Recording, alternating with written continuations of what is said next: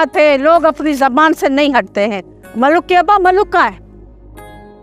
अंदर कमरे में है। मैं गुलाम रसूल के घर गई थी, वो कह रहा है मैं अपनी जबान से नहीं मुकरूंगा। तुम लोग मिठाई लेकर आ जाओ, बांट लो। कम अज कम मलूक से तो पूछते हो ना। हाँ, उससे पूछूंगी, कैसे वो इनकार करेगा? ऐसे जूते लगाऊंगी कि याद करेगा। बोला इसको मलूक। मलूक बेटे। मेरे बेटे ने कितनी दानिशमंदी का काम किया है।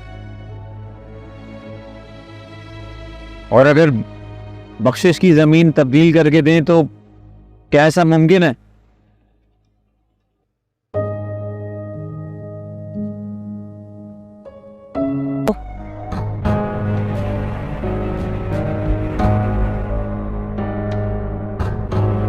जब तक वकील साहब बात पूरी ना कर लेना, कोई बीच में नहीं बोलेगा।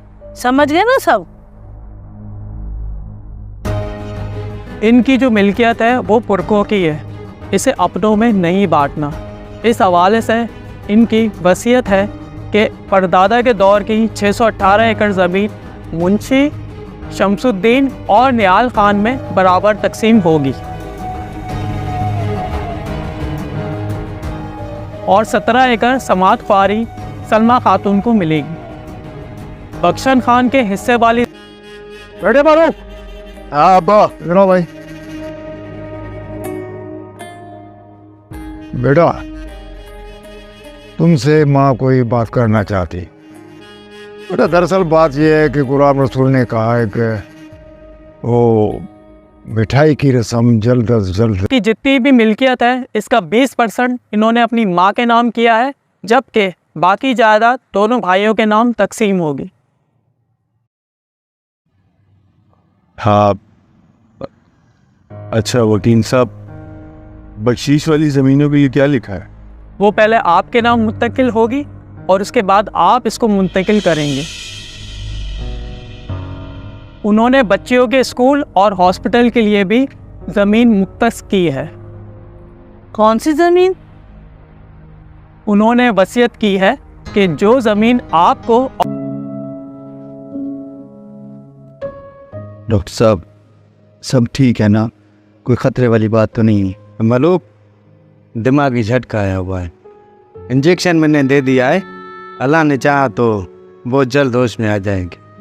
और आपकी बीवी चाहे बेचे या रखे, ये उसकी मर्जी है। जो रुकन आपका बड़ी बेगम साहबा,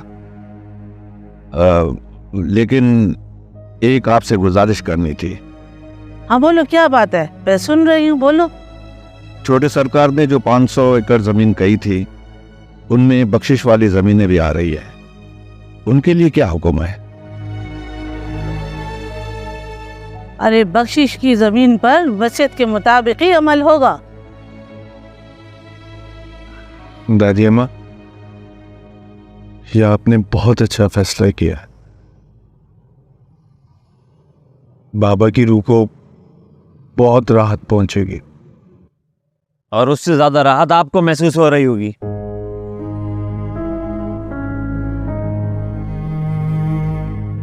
बहू, फैयाज को समझाना, दादा गलती ना करे, समझा?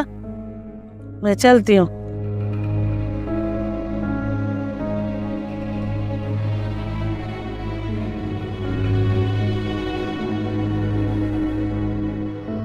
एजाज, उसे घर ही छोड़ आए हैं या कहीं रास्ते में उतार दिया?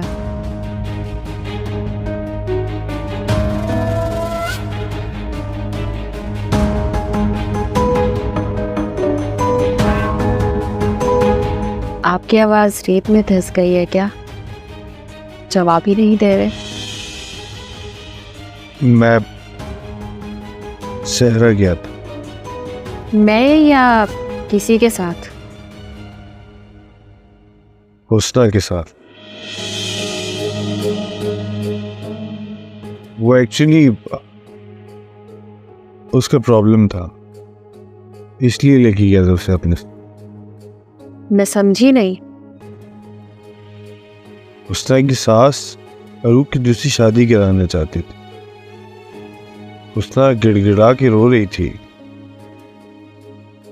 रुडालियों का मुर्शिद बाबा का दोस्त। को सख्त आराम की ज़रूरत है। अच्छा अभी मैं चलता हूँ, क्लिनिक पे आके दवाई लिखवा देना, ठीक है? बड़ी मेहरबानी। अल्लाह बड़ी बाबा डॉक्टर साहब को छोड़ कर आए। हाँ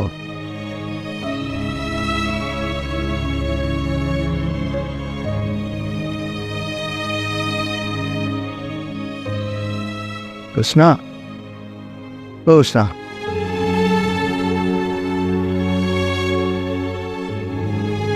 ये फयाज बख्शिश वाली ज़मीनों पर ऐसा क्यों रिएक्ट कर रहा था?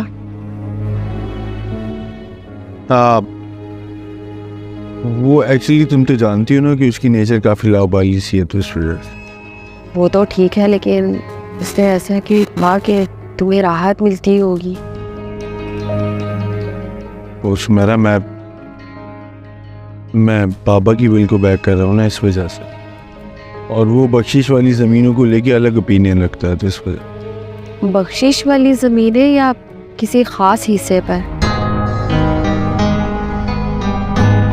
वो जो ज़मीनें मेहराब को दी हुई है, वो उसको मुखालते पर देना चाहता है।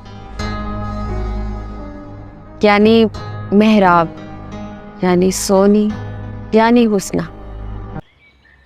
छोटे सरकार, मैंने कुछ देख लिया है और सुन भी लिया है।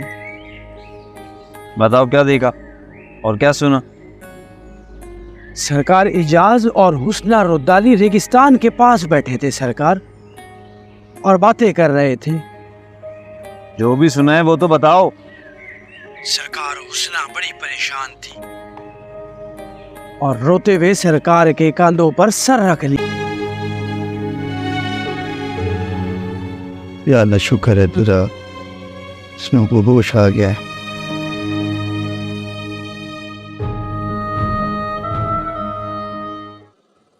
मुंशी जरा रुके आप। फिलहाल अभी जमीनों की कोई तकसीम नहीं होगी और ना ही मलकियत।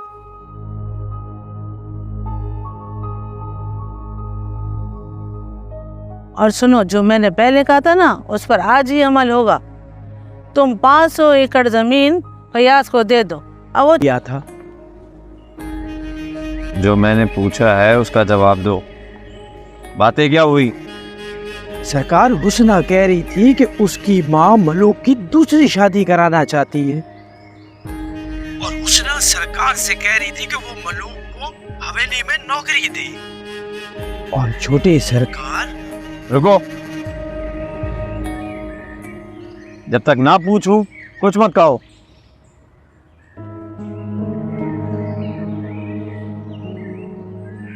वो मलूक को हवेली में क्यों भेज रही है?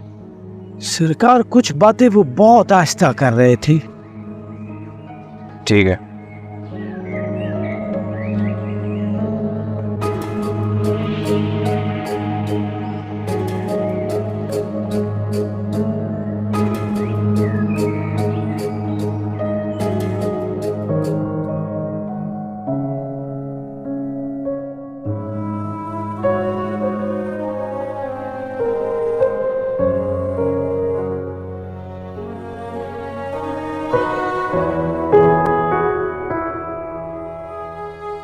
क्या बात है उसने, क्यों परेशान हो?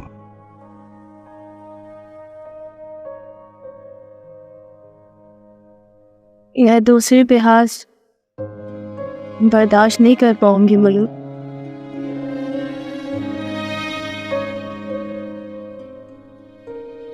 सच्ची बात तो ये है कि मैं भी दूसरी शादी नहीं करना चाहता। तो तुम साफ इनकार क्यों नहीं कर देते? इनकार किया तो है, लेकिन वो मान ही नहीं रही। निकाह से तो इनकार कर सकते हो ना।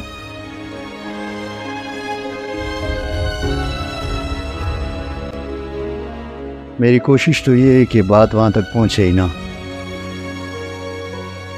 नंदू की एक बात पूछूं?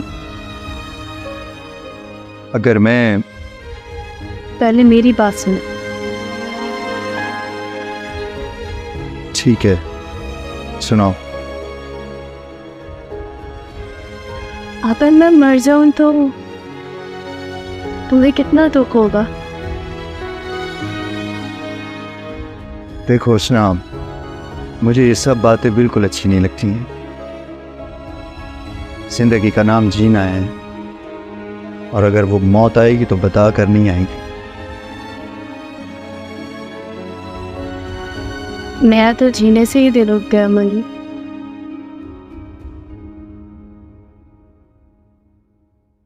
सब ठीक हो जाएगा, मैं हूं ना तुम्हारे साथ।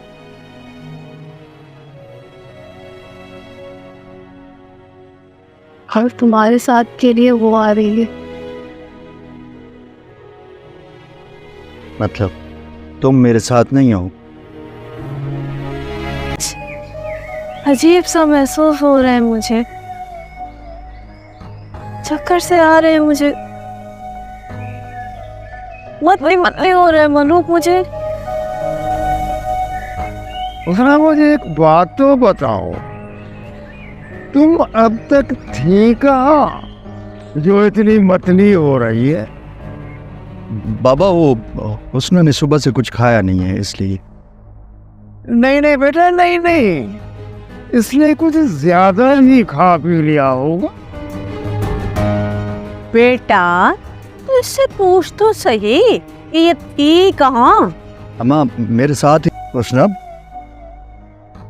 तुम बताओ बाबा क्या कह रहे हैं?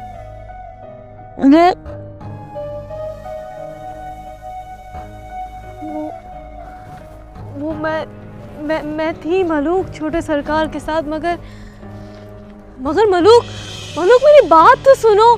मैं थी मगर ये क्या सुनेगा? इधर देख तू, मैं कहती हूँ निकल इधर से। चाची मैं ऐसी नहीं हूँ, मैं आप मेरी बात तो सुनो। मुझे पता है तू कैसी है, निकल इधर से अब। चाची मैं कहाँ जाऊंगी?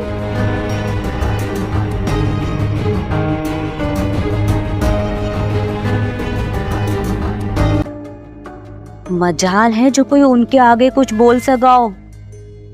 सरकार एजाज की बातों पे आपने खुद नहीं देखा। एक गुजारिश करूं बेगम साहिबा, आप ना कुंवार पे हाथ रखें, उसको अपने साथ मिलाएं।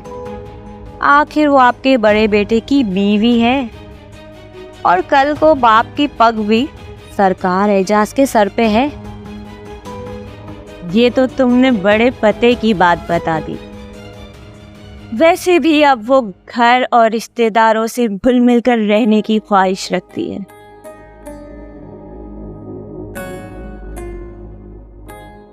ये लो।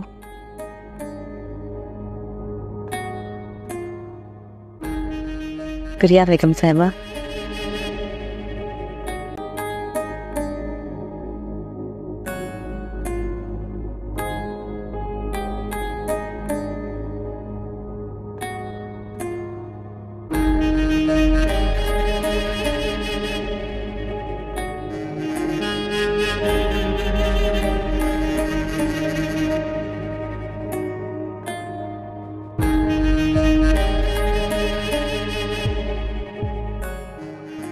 तो इसी तरह भागकर जांच छुड़ाई जा सकती है।